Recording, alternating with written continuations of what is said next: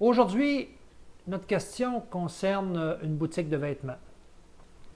La personne qui me pose la question a de l'achalandage dans sa boutique de vêtements. Les gens rentrent, font une tournée rapide et repartent sans acheter. Donc la question, c'est comment faire pour convertir ses clients en acheteurs. Ce n'est pas des clients, c'est des prospects. S'ils rentrent, ils n'achètent pas, c'est seulement des prospects. Et comment les convertir en clients? Avant toute chose, je me présente. Carl Potvin, conférencier, coach, consultant et formateur en service à la clientèle et marketing.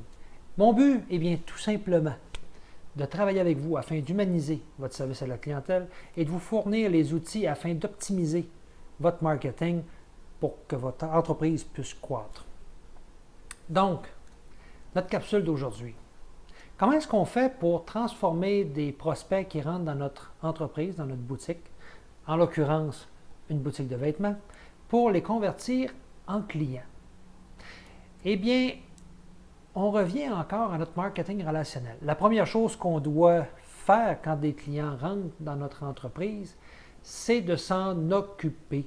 Allez les voir, demandez-leur s'ils ont besoin d'informations, d'aide, créer une relation avec eux. Pas de forcer des ventes, mais intéressez-vous à leurs besoins.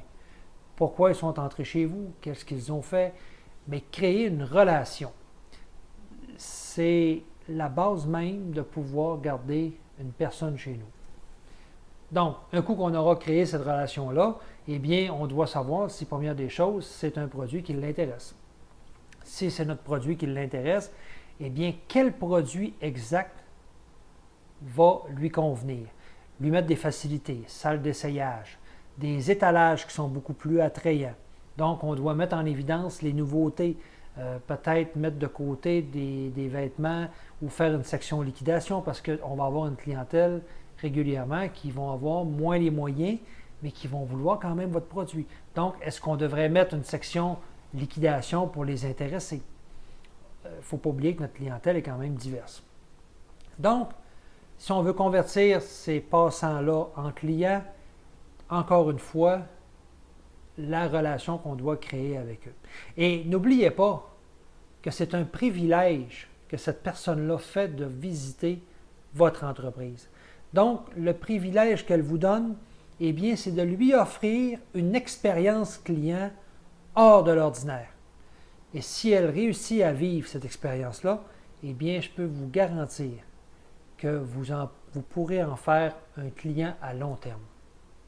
Donc, si on récapitule, relation avec le client, des étalages beaucoup plus attrayants et faites des sections pour toucher à tout type de clientèle sans défavoriser son apparence.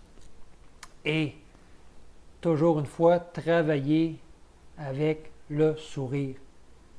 Important, soyez avenant avec votre client.